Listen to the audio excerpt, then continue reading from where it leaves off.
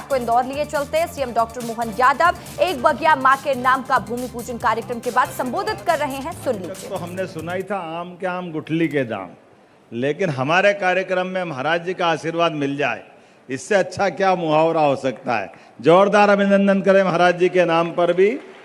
और महाराज जी ने, यद्यपि ये बात सही है कि हमारे बीच में जैसे ये प्रकृति की परमात्मा की देन है, ये हमारे पंच तत्वों से बना शरीर, इस पंच तत्वों से बने शरीर में परमात्मा ने वो सब कुछ दिया जिसके माध्यम से हम परमात्मा के ऋण को कभी जीवन में उतार नहीं सकते।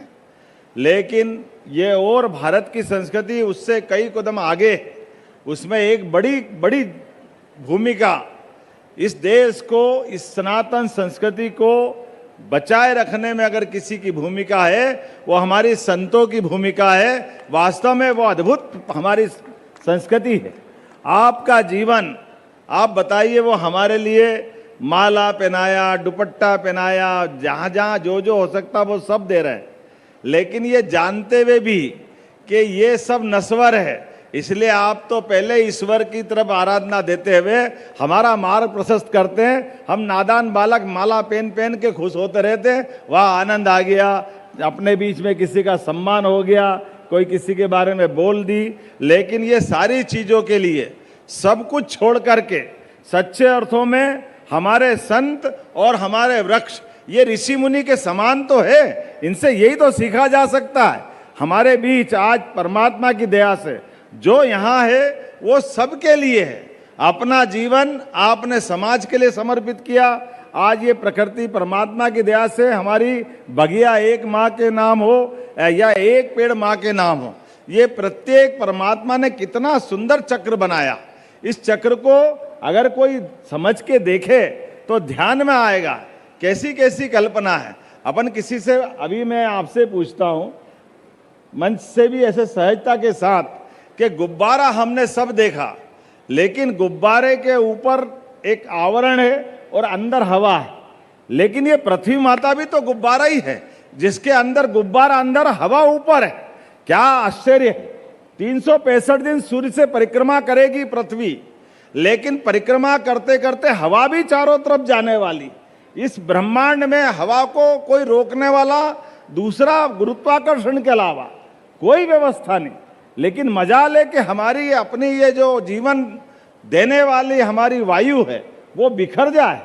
ये वाकई ये अनंत आकाश, इस आकाश का खंभा देखते जाओ दुनिया में कहीं मिलने वाला नहीं, लेकिन इस अनंत आकाश, ये हमारे चारों तरफ से अपना जीवन प्रदान करने वाली वायु, एक एक चीज हमारे लिए, ये गंगोत्री से गंगा जी बहती हम देखते हैं, लेकिन गंगोत्री जी में गंगा जी बहती जरूर है, लेकिन गंगा जी के लिए कोई बड़ा झरना नहीं है या पानी का संग्रह नहीं है।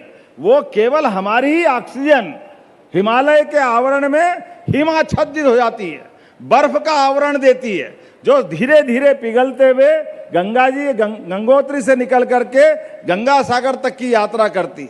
कदम कदम पर हमारी प्रकृति ने, परमात्मा ने ये जो हमको एक तरह से अमूल्य देन दी है, इस देन को बचाए रखने के लिए, बनाने के लिए, देखो आज का समय तो और भी महत्व का है।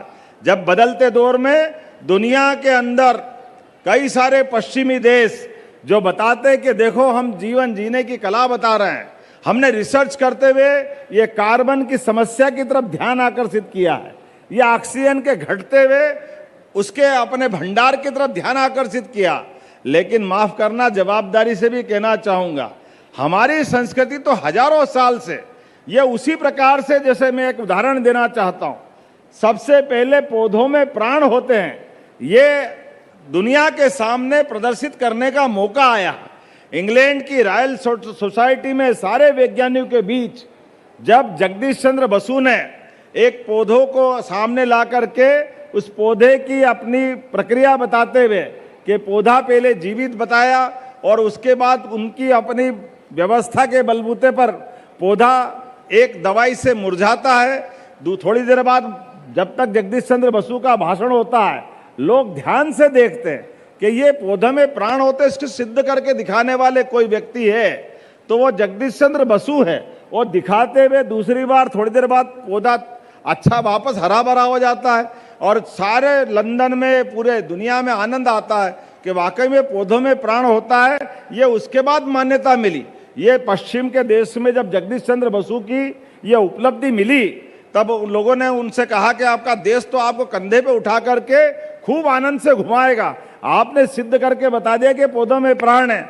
जगदीश चंद्र बसु ने कहा मेरे देश में कुछ नहीं होने वाला है। तो उन्होंने कहा क्यों, तुम्हारे देश के लोग समझते नहीं है क्या, आपने कितनी बड़ी खोज कर दी। उनने बहुत अच्छा उत्तर दिया, हमारे सबके लिए विनोद का भी है और अपने पे गर्व करने का है। उनने कहा हमारे देश के गांव से गांव के आदमी को मालूम है पौधे में प्राण होते, ये तो आपको मालूम नहीं था, मैं आपको बताने आया हूं। ये जो रहस्य है उनको जानकारी नहीं थी। हमारे यहाँ पेड़ के नीचे, कौन से पेड़ के नीचे रात में सोना नहीं सोना, रात को सूर्यास्त के बाद पेड़ को पत्ती को हाथ नहीं लगाना, हमारी उनकी आत्मा है, उसको दुखाना नहीं, दिल नहीं दुखाना, ऐसे प्रत्येक चीज में और सारी बातों के साथ जो रहस्य की बात है। आयुर्वेद तो और आगे बढ़ जाता है। आयुर्वेद के अंदर जानकारी लो। अभी कोविड के समय ध्यान में आया था कि जहां जो बीमारी होगी, जैसे जहां मनुष्य है वहां अगर ऑक्सीजन की आवश्यकता है तो पौधे उसको जीवन देते हैं और हम कार्बन डाइऑक्साइड निकालते हैं, पौधे उसको अपने जीवन के लिए ले लेते हैं। ऐसे जो बीमारी जहां भी है, एकमात्र हमारी चिकित्सा पद्धति आयुर्वेद है जो इस बात को बताती है कि मनुष्य में कोई भी बीमारी आ जाए, जहां बीमारी मनुष्य में आएगी वहीं वो वनस्पति मिलेगी जो उसका निदान करती है। ये एकमात्र हमारी अपनी चिकित्सा पद्धति है। ऐसे कई सारे रहस्य परमात्मा ने अभी हमारे आसपास छोड़े हुए भी है, लेकिन सनातन संस्कृति के माध्यम से, भारतीय संस्कृति के माध्यम से इन व्यवस्थाओं को करते करते हमारा उत्तरदायित्व है। जैसे हम अपने काम धंधे करते करते, व्यवस्था संचालन करते करते अगली पीढ़ी के लिए भी कुछ संचय करके छोड़ते हैं। ऐसे में यशस्वी प्रधानमंत्री के लिए जोरदार अभिनंदन करें श्रीमान नरेंद्र मोदी जी के लिए, जिनका अपना घर का निजी तो कोई परिवार नहीं, लेकिन उनके शब्दों में पूरा देश उनका परिवार है। और तो और अब तो और आगे बढ़ते हुए उनका व्यक्तित्व सच्चे अर्थों में भारतीय संस्कृति की ध्वजा लहराते दिखाई दे रहा है।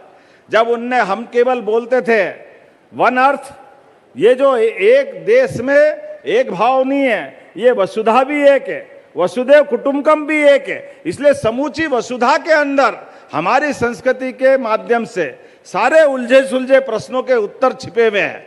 आज दुनिया जब युद्ध के अलग अलग प्रकार के दौर से गुजर रही है, ऐसे में एकमात्र देश भारत है जो अपनी उदार संस्कृति से जियो और जीने दो की प्रेरणा देता है। ये हमारा सौभाग्य है, ये संतों की, ऋषि मुनियों की कृपा है, जिसके माध्यम से हमारा उदार विचार सबके बीच पहुंचता है।